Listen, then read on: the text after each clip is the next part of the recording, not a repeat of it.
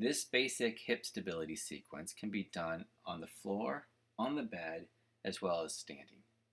Once you become familiar with this sequence, you can enhance the benefits by adding the lumbar flattening as well as the core 4 fitness sequence as well. These exercises can be found at the core strength section of drrobrehab.com. Beginning on your back, rest comfortably and bring your left knee to your chest, and then you will hold this for 30 seconds. Now switch, bring your right knee to your chest and hold that for 30 seconds.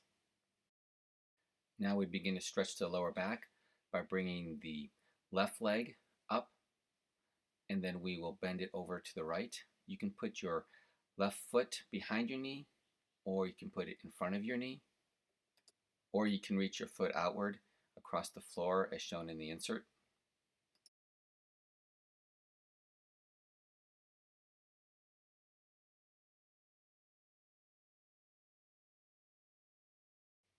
Now we switch sides. Bring the right hip and the right knee over the left side. Place your foot behind your knee, in front of your knee, or as the insert shows, reach your right foot out in front. Hold this for 30 seconds. Hip flexor stretch. Now roll onto your side. We're going to stretch out the top leg. Drop the top foot behind you, as shown, as far back as possible. And if you're doing this on a bed, you can drop your foot off the side of your bed. And drop your top shoulder behind you in order to straighten out your upper back. I can also move my bottom foot forward a little bit to increase the stretch as well as improve my balance. And if I can, I'll reach back and grab my ankle and pull a little bit harder to increase the stretch.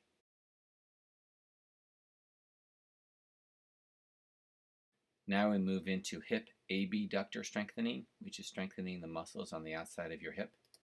So lay on the side that is most comfortable for you to begin with, so you can be practicing this. Whatever is your problematic side, consider doing that exercise twice as many times as the good side. So now we'll be exercising the top leg. Start by placing the foot of the top leg below you. I'm placing my hand on my hip so I know what muscles I'm firing. And I start lifting. I'll do this for 15 to 30 seconds. Take the top foot and you're going to push it forward and bring it back in a small arch. Do this for 15 to 30 seconds. Now we move our foot backwards in an arching movement, also for 15 to 30 seconds. Now combine both movement sequences for 15 to 30 seconds.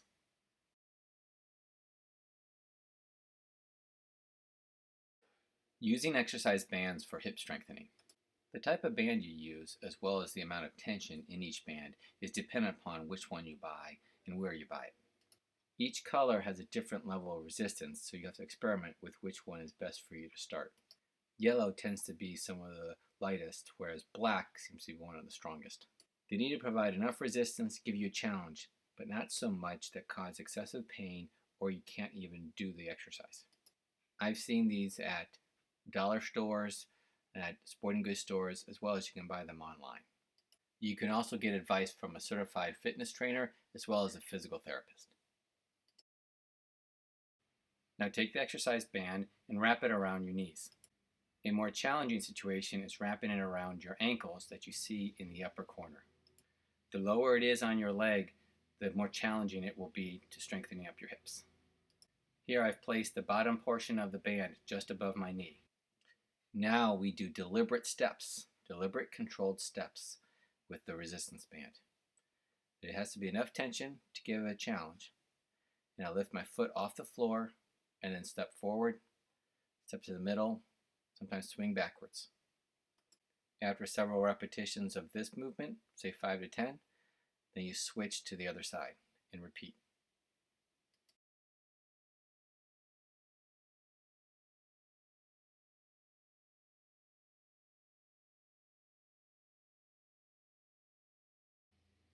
Now with your feet separated so there's a little tension in the band, do a little squat and push your knees outward.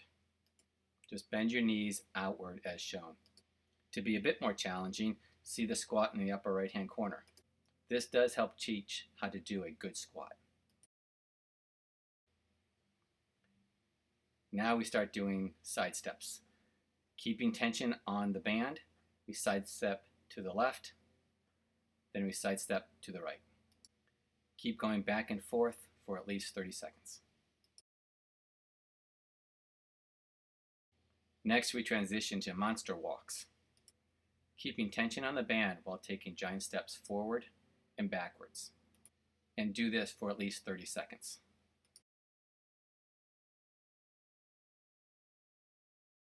Place your hand on the kitchen counter and then go backwards. Don't just avoid not doing it because it's hard. Figure out how you can train yourself to improve your balance. Now we're going to work on the hip adductors, which are the groin muscles. I'm using 2 kettlebells so that I can get the resistance I need and the stretch on the band. You may want to put this around a heavy chair, a couch, or a table. The starting position should have a little bit of tension in the band.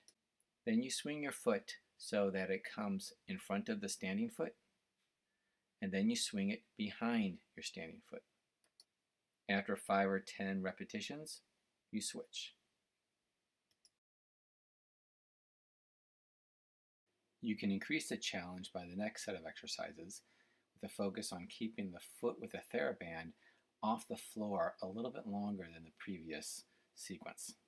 You'll notice that I keep the foot touching the floor a little bit less.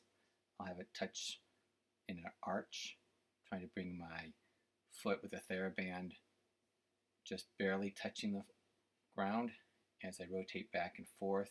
Sometimes I bring my foot right along my standing foot. Other times I'm doing an arch. Now your standing foot is also being challenged, and I'm going to show you how you can keep your TheraBand foot still.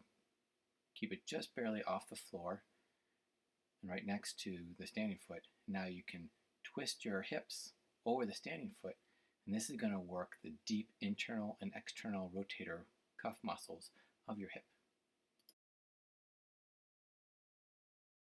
This is an excellent balancing exercise.